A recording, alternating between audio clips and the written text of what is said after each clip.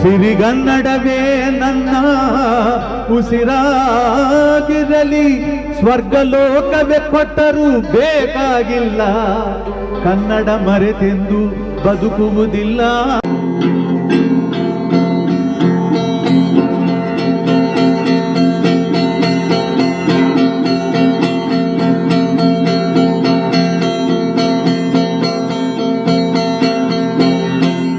ಒಂದು ಹಾಡು ಎಷ್ಟು ಮಟ್ಟಿಗೆ ಸಂದೇಶವನ್ನು ಕೊಡ್ತದೆ ಅನ್ನೋದಕ್ಕೆ ಆ ಪ್ರತಿಭಾವಂತನಾಗಿರ್ತಕ್ಕಂಥ ಸಾಮಾನ್ಯ ಕುಟುಂಬದಿಂದ ಬಂದಂತ ಒಬ್ಬ ನಾಗೇಂದ್ರ ಪ್ರಸಾದ್. ಆದ್ರೆ ನನ್ನ ಮಗಂದು 3000 ಹಾಡಿಗೆ 3000 ಹಾಡು ಹಿಟ್ ಆಗೋದಿದೆಯಲ್ಲ. ನನ್ನ ಸಿನಿಮಾ ಕೂಡ ಬ್ರಹ್ಮ ವಿಷ್ಣು ಶಿವ ಮಹೇಶ್ವರ ಆಟ ಇಂತಾನೆ ಹೇಳಿದ್ರು. ನನಗೂ ಕೂಡ ಜನ್ಮ ಕೊಟ್ಟರು ಅಂತ ಹೇಳ್ಬೋದು ರಾಜೇಂದ್ರ ಪ್ರಸಾದ್ ಅವರು. ಸಿನಿಮಾದಿಂದ ನಾನು ಇವತ್ತಿಗೂ ಈ ಸಿನಿಮಾ ಮಾಡಿ 15-25 ವರ್ಷ ಆದ್ರೂ ಕೂಡ ಆ ಸಿನಿಮಾ ನೆನೆಸ್ಕೊಳ್ಳೋ ಕೆಲಸ ಮಾಡಿದ್ದು ರಾಜೇಂದ್ರ ಪ್ರಸಾದ್ ಅಂತ ಹೇಳಕ್ ಇಷ್ಟಪಡ್ತೀನಿ. ಸಹೋದರ ನಾಗೇಂದ್ರ ಪ್ರಸಾದ್ ಬಡತನವನ್ನ ಹಂಚ್ಕೊಂಡು ಬಂದಿರ್ತಾರೆ. ಸಾಮಾನ್ಯ ಕುಟುಂಬದಿಂದ ಬಂದವರು. ಸಾಮಾನ್ಯ ಕುಟುಂಬದಿಂದ ಬಂದಂತ ಬಹುತೇಕರು ವ್ಯವಸ್ಥೆಯ ಸರಿದಾರಿಯಲ್ಲಿ ಕೊಂಡೊಯ್ಯುವಾಗ ಯಾವುದಕ್ಕೆ ನಾವು ಆದ್ಯತೆಯನ್ನು ಕೊಟ್ಟರೆ ನಾವು ಮನುಷ್ಯರಾಗಬೇಕು ಅನ್ನೋದ್ರೊಳಗೆ ಅವ್ನಿಗೇನ ಕಲೆ ಕೊಡ್ತೋ, ಪ್ರತಿಭೆ ಕೊಡ್ತೋ, ತಂದೆ ತಾಯಿ ಆಶೀರ್ವಾದ, ಆ ಒಂದು ಹಾಡಿಗೆ ಯಾವ್ಯಾವ ಟೈಮ್ನಲ್ಲಿ ಯಾವುದ ಪದವನ್ನು ಸೇರಿಸಬೇಕು, ಏನು ಮಾಡಬೇಕು, ಇದೆಲ್ಲವೂ ಕೂಡ ಭಗವಂತನ ಸೃಷ್ಟಿಯ ಒಬ್ಬ ಕಾರಣಕರ್ತನ ದಯೆ. ನನಗನ್ಸ್ತದೆ ನಾವು ರಾಜಕಾರಣಿಗಳು ಸೋಲು ಗೆಲುವು ಎಲ್ಲವನ್ನೂ ನೋಡ್ತೀವಿ.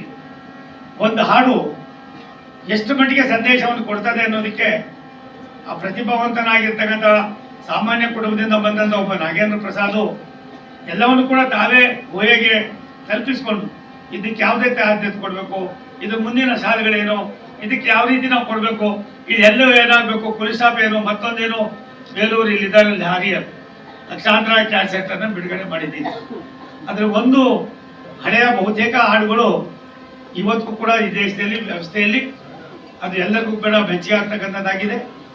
ನಾನು ನಾಗೇಂದ್ರ ಪ್ರಸಾದ್ ಅವರು, ಅಶೋಕ್ ಅವರು ಹೇಳಿದಾಗೆ ಒಬ್ಬೊಬ್ಬರು ಫಲಾನುಭವಿ, ನಾನು ಒಬ್ಬ ಫಲಾನುಭವಿ. ಆ ಫಲಾನುಭವಿಯಲ್ಲಿ ನಾನು ಕೂಡ ಇದ್ದಿದ್ದರಿಂದ ನನಗೆ ಬಂದು ಕರೆದಾಗ ನಾನು ಆದರೆ ಇರ್ತೀನಪ್ಪ, ಮೋಸ್ಟ್ಲಿ ನಾನು ಇರೋಕ್ಕೆ ಸಾಧ್ಯ ಇಲ್ಲ, ಓಡ್ಕೊಂಡಿರ್ತೀನಿ, ಮೈಸೂರಿಗೆ ಹೋಗ್ಬೇಕು ಅಂತ ಇದ್ವಿ. ದೈವವಶಾತು ಚೆನ್ನಮ್ಮ ದೇವೇಗೌಡರು ತೀರೋಗಿದ್ರಿಂದ ನಾವೆಲ್ಲರೂ ಕೂಡ ಇವತ್ತು ಇಲ್ಲೇ ಸೇರಬೇಕಾದ ಅವಶ್ಯಕತೆ ಇತ್ತು. ಯಾವುದೋ ಜನ್ಮದ ಪುಣ್ಯ ನಾನು ನಿನ್ನನ್ನು ಬಂದು ಈ ಒಂದು ಕಡೆಗೆ ನೋಡೋಂಥ ಅವಕಾಶ ಆಯಿತು. ನಾನು ತಮ್ಮಲ್ಲಿ ವಿನಂತಿ ಮಾಡ್ತೀನಿ, ಯಾವುದೇ ಹುದ್ದೆ ದೊಡ್ಡದು ಅಲ್ಲ, ಚಿಕ್ಕದು ಅಲ್ಲ. ಅರ್ಹತೆಗೆ ಅನುಗುಣವಾಗಿ ನಮ್ಗೆ ಏನು ಭಗವಂತ ಕೊಡ್ತಾರೆ ಅದನ್ನು ತೃಪ್ತಿಯಿಂದ ಸ್ವೀಕಾರ ಮಾಡಿ, ಅದನ್ನು ಸಮಾಜಕ್ಕೆ ಸಮರ್ಪಣೆ ಮಾಡ್ತಕ್ಕಂಥ ಈ ದೊಡ್ಡ ಕೆಲಸ ಇದೆಯಲ್ಲ, ಇದು ಮಾಡಿದ್ದೇ ಆದರೆ ನಾಗೇಂದ್ರ ಪ್ರಸಾದ್ ಅವರಿಗೆ ಯಾರಾದರೂ ಸಾಟಿ ಇದ್ರೆ ನಾಗೇಂದ್ರ ಪ್ರಸಾದೇ ಆಗಬೇಕು. ಏನು ಇವತ್ತು 3000 ಮಾಡಿದ್ದೀವಿ, ಏನು ಅಶೋಕ್ ಸಹೋದರ ಹೇಳಿದಾಗೆ ಇನ್ನೂ 3000 ಮಾಡಿ, ಅದು ಒಂದು ಸತ್ಯ. ಸಮಾಜದ ವ್ಯವಸ್ಥೆ, ಈ ರಾಷ್ಟ್ರ ನಡೆದು ಬಂದ ದಾರಿ, ದೇಶದ ರಾಷ್ಟ್ರದಲ್ಲಿ ಕನ್ನಡಿಗರ ಸಾರ್ವಭೌಮತೆ, ನಮ್ಮ ಸಂಸ್ಕಾರ, ನಮ್ಮ ಸಂಸ್ಕೃತಿ ವಿಶ್ವಕ್ಕೆ ಪರಿಚಯ ಮಾಡಿಸ್ತಕ್ಕಂಥದ್ದು ಎಷ್ಟು ಮಟ್ಟಿಗೆ ನಮ್ಮಲ್ಲಿ ದೊಡ್ಡ ದೊಡ್ಡ ದಿಗ್ಗಜರು ನಮ್ಮನ್ನು ಅನೇಕ ಸಂದೇಶಗಳನ್ನು, ಅಶ್ವತ್ತರಗಳನ್ನು ಮತ್ತು ಕೊಡುಗೆಯನ್ನು ಕೊಟ್ಟು ಹೋಗಿದ್ದಾರೋ ಅವರ ಸವಿ ನೆನಪಿನಲ್ಲಿ ನಾವು ಕಾರ್ಯೋನ್ಮುಖರಾಗೋದಕ್ಕೆ ಹಿರಿಯರ ಆಶೀರ್ವಾದ ನಾಗೇಂದ್ರ ಪ್ರಸಾದ್ ಮೇಲೆ ಸದಾ ಇರಲಿ.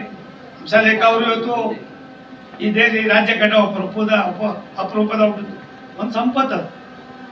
ಪದ್ಮಶ್ರೀ ಮತ್ತೊಂದು ಹೋಯ್ತು, ಆ ಕಾಲ ರೆಕಮೆಂಡೇಶನ್ ಕೊಡುವಂಥ ಕಾಲ ಹೋಯ್ತು. ನನಗನ್ನಿಸ್ತದೆ ಹಂಸಲೇಖ ಅವರು ಎಲ್ಲಿದ್ದಾರೆ, ಏನಿದ್ದಾರೆ ಅನ್ನೋದನ್ನ ಕೆಲವಾರು ಸಂದರ್ಭದಲ್ಲಿ ಪರಿಚಯ ಮಾಡಬೇಕಾಗಿರ್ತಕ್ಕಂಥದ್ದು ರಾಷ್ಟ್ರದ ಪ್ರಧಾನಮಂತ್ರಿಗಳು. ವಿಶ್ವದ ಮೂಲೆ ಮೂಲೆಗಳಲ್ಲಿ ಯಾವ ಗಲ್ಲಿಯಲ್ಲಿ, ಯಾವ ಹಾಡಿಯಲ್ಲಿ, ಯಾವ ಆದಿವಾಸಿಗಳಲ್ಲಿ ಏನಿದೆ ಅನ್ನೋದನ್ನ ಅರ್ಥ ಮಾಡ್ಕೊಂಡು ಮಾಡ್ತಾ ಇದ್ದಾರೆ. ಅವ್ರಿಗೂ ಕೂಡ ಆ ಕಾಲ ಬರ್ತದಪ್ಪ, ತಕ್ಷಣದಲ್ಲೇ ಬರ್ತಕ್ಕಂಥದ್ದು ಭಗವಂತನ ಕೃಪೆ ಇರ್ತದೆ. ಒಂದು ಸತ್ಯ, ಸ್ವಚ್ಛರಿತ್ರೆ ಇಟ್ಕೊಂಡು ಯಾವುದೇ ಆಸೆ ಆಕಾಂಕ್ಷೆಗಳಿದೆ, ನಾವು ಮಾಡುವ ಕರ್ತವ್ಯವೇ ನಮಗೆ ದೇವರು ಅಂತ ಕೆಲಸ ಮಾಡಿದ್ದೆ ಆದರೆ ಭಗವಂತ ಪ್ರತಿಯೊಂದನ್ನು ಕೂಡ ಒಂದಲ್ಲ ಒಂದು ರೂಪದಲ್ಲಿ ಕೊಡ್ತಕ್ಕಂಥದ್ದು ಸ್ವಲ್ಪ ತಡ ಆಗ್ಬೋದು, ಅದು ಸಿಗ್ತದೆ ಅನ್ನೋ ಮಾತನ್ನು ಹೇಳಿ ಹಂಸಲೇಖ ಅವ್ರಿಗೂ ಆಗಬೇಕು, ಸಹೋದರ ನಾಗೇಂದ್ರ ಪ್ರಸಾದ್ಗೂ ಬೇಕು. ಅರ್ಹತೆ ಮಾನದಂಡ ಆಗ್ಬೇಕೆ ವಿನ ರೆಕಮೆಂಡೇಶನ್ ಮಾನದಂಡ ಆಗಬಾರ್ದು. ಅವ್ರವ್ರ ಅರ್ಹತೆನೇ ಅವ್ರು ಮಾನದಂಡ ಆಗಬೇಕು ಅಂತ ಅನೇಕರು ಇವತ್ತು ಅರ್ಹತೆಯಲ್ಲಿ ಇರ್ತಕ್ಕಂಥ ತುಂಬ ಜನ ಇದ್ದೀರಿ. ನಾನು ಮಂತ್ರಿ ಆದೆ, ನನಗೇನ ಇಬ್ಬರು ಮುಖ್ಯಮಂತ್ರಿಗಳು ಅಲ್ಲಿ ಎಂಪಿಗಳಾಗಿದ್ದು ಅದೃಷ್ಟ ಮತ್ತೆ ಅರ್ಹತೆ ಯಾವ ರೀತಿ ಬಂತು ಅಂತ ನನಗೆ ಗೊತ್ತಿಲ್ಲ ಗೋವಿಂದ ಅವರೇ.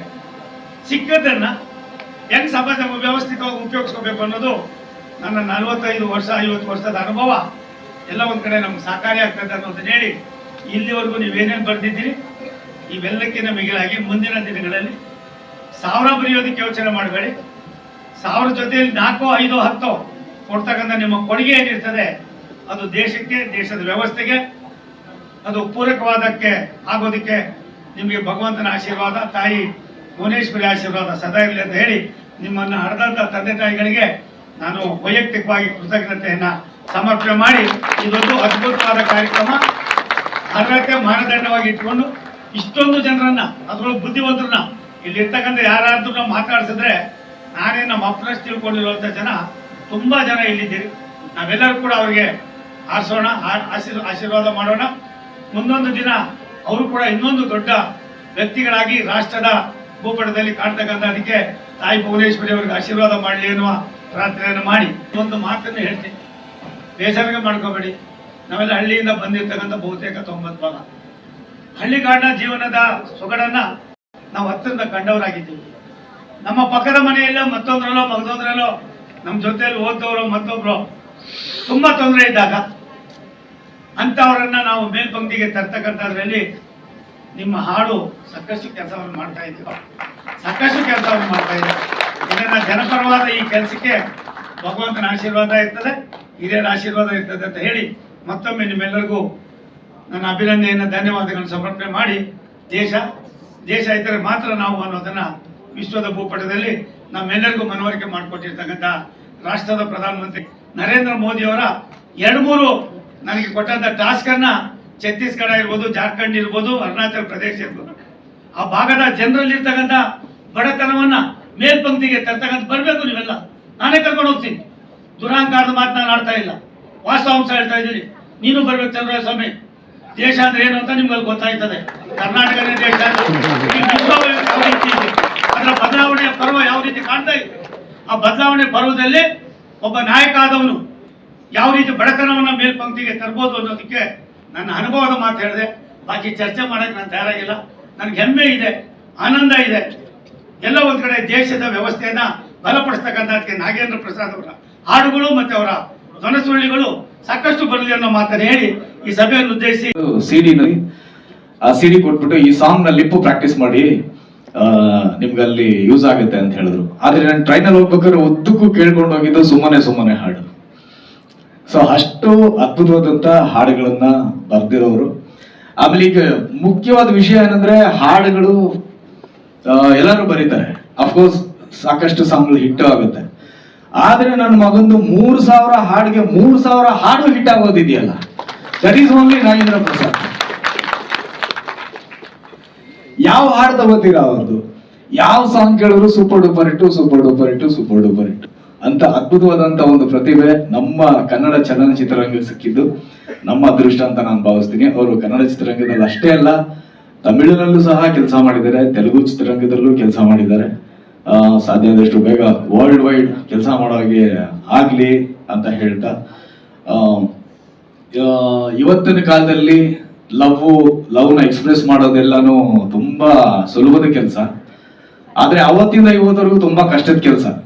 ಮಾಸ್ ಡೈಲಾಗ್ ಬೇಕಾದ್ರೆ ಹೊಡೆದ್ ಬಿಡ್ಬೋದು, ಯಾರ ಮುಂದೆ ನಿಂತ್ಕೊಂಡು ಆವಾಜ್ ಹಾಕ್ಬಿಡ್ಬೋದು. ಆದ್ರೆ ಅವತ್ತಿಂದ ಇವತ್ತವರೆಗೂ ಒಂದು ಹುಡುಗಿ ಮುಂದೆ ನಿಂತು ಲವ್ ಪ್ರಪೋಸ್ ಮಾಡೋದು ಇದೆಯಲ್ಲ, ಅಂದ್ರೆ pure love, not Dove love, pure love propose ಮಾಡೋದು ಇದೆಯಲ್ಲ, ಅದಕ್ಕೆ ಪದಗಳು ಸಿಗೋದು ತುಂಬಾ ಕಷ್ಟ. ಆ ವಿಷಯದಲ್ಲಿ ನಾಗೇಂದ್ರ ಪ್ರಸಾದ್ ಅವರ ಯಾವುದೇ ಲವ್ ಸಾಂಗ್ ತಗೊಂಡ್ರು 2 ಸಾಂಗ್ ಮೆಸೇಜ್ ಮಾಡ್ಬಿಟ್ರೆ ಸಾಕು, 2 ಸಾಲು ಲವ್ ಸ್ಟಾರ್ಟ್ ಆಗ್ಬಿಡುತ್ತೆ.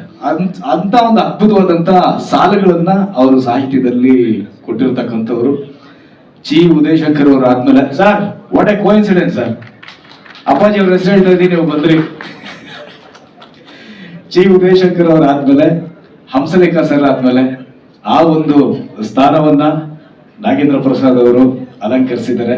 ಅಂದ್ರೆ ಎಲ್ಲಾ ಒಂದು ವಿಭಾಗದಲ್ಲೂ ಸಹ ಎಲ್ಲಾ ಹಾಡುಗಳನ್ನು ಸಹ ಅವರು ಬರವಣಿಗೆಯ ಮುಖಾಂತರ, ಬರೆಯೋದ್ರ ಮುಖಾಂತರ ನಮ್ಮನ್ನೆಲ್ಲಾನು ಸಹ ರಂಜಿಸಿದ್ದಾರೆ. ಬಹಳಷ್ಟು ಕನ್ನಡ ಚಿತ್ರರಂಗವನ್ನು ಸಹ ಪ್ರಸಿದ್ಧಿಯನ್ನು ಮಾಡಿದ್ದಾರೆ.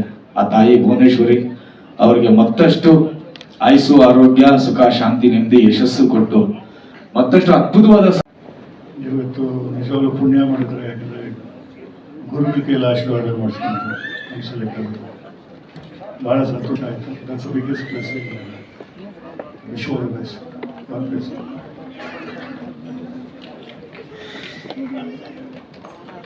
ಎದುರು ಚಪ್ಪಾಳೆ ಮಾಡ್ಬೇಕು. ಯಾಕಂದ್ರೆ ಕನ್ನಡ ಚಿತ್ರದಲ್ಲಿ ಕನ್ನಡ ಕಲಿಸುವಂತ ಕೆಲಸ ಮಾಡಿದ್ದಾರೆ. ಸಾಹಿತಿಗಳ ಪಾತ್ರ ಏನು, ಸಾಹಿತಿಗಳ ಏನು ಕೊಡುಗೆ, ರಾಜ್ಯ, ರಾಷ್ಟ್ರ, ಅಂತಾರಾಷ್ಟ್ರೀಯ ಮಟ್ಟ ಹೆಸರು ಮಾಡಿರುವಂತ ರಾಘವೇಂದ್ರ ಪ್ರಸಾದ್ ಅವರು ಖಂಡಿತವಾಗ್ಲೂ ಇವತ್ತು ಕಾರ್ಯಕ್ರಮ ಎಲ್ಲ ಚಿತ್ರಕ್ಕೂ ಕಣ್ತರಿಸಿದೆ. ಭಗವಂತ ನಿಮಗೆ ಫಸ್ಟ್ ಒಳ್ಳೇದು ಮಾಡಲಿ. ಇಂಥ ಕಾರ್ಯಕ್ರಮ ಅವ್ರು ಮಾಡ್ತಾ ಇದ್ರಿ. ನಾಗೇಂದ್ರ ಪ್ರಸಾದ್ ಕಾರ್ಯಕ್ರಮ ಇದು ಅರ್ಥಪೂರ್ಣ ಕಾರ್ಯಕ್ರಮ. ಅವ್ರು ಕೊಟ್ಟಿರುವಂತ ಕೊಡುಗೆ, ನನ್ನ ಸಿನಿಮಾ ಕೂಡ ಬ್ರಹ್ಮ, ವಿಷ್ಣು, ಶಿವ, ಮಹೇಶ್ವರ ಆಟ ಇಂತಾನೆ ಹೇಳಿದ್ರು. ನನಗೂ ಕೂಡ ಜನ್ಮ ಕೊಟ್ಟರು ಅಂತ ಹೇಳ್ಬೋದು ರಾಘವೇಂದ್ರ ಪ್ರಸಾದ್ ಅವರು. ಎಸ್ಕ್ಯೂಸ್ ಮೀ ಸಿನಿಮಾದಿಂದ ನಾನು ಇವತ್ತಿಗೂ ಆ ಸಿನಿಮಾ ಮಾಡಿ 15-25 ವರ್ಷ ಆದ್ರೂ ಕೂಡ ಆ ಸಿನಿಮಾ ನೆನೆಸ್ಕೊಡೋಂಥ ಕೆಲಸ ಮಾಡಿದ್ದು ರಾಘವೇಂದ್ರ ಪ್ರಸಾದ್ ಅಂತ ಹೇಳಕ್ ಇಷ್ಟಪಡ್ತೀನಿ. ಭಗವಂತ ಅವ್ರಿಗೆ ಆಯುರಾರೋಗ್ಯ, ಸುಖ, ಶಾಂತಿ, ನೆಮ್ಮದಿ ಕೊಟ್ರಿ. ಅಮ್ಮ ಶ್ರೀಮತಿಯವರು ಇಂಥ ಒಂದು ಯಜಮಾನರು ಪಟ್ಟು ಬಹಳ ಅದೃಷ್ಟ ಮಾಡಿದಿರಿ.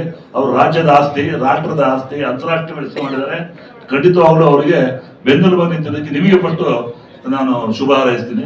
ಒಳ್ಳೇದಾಗಲಿ ಅಂತ ಹೇಳ್ತಾ ನಾನು ಮಾತಾಡ್ತೀನಿ.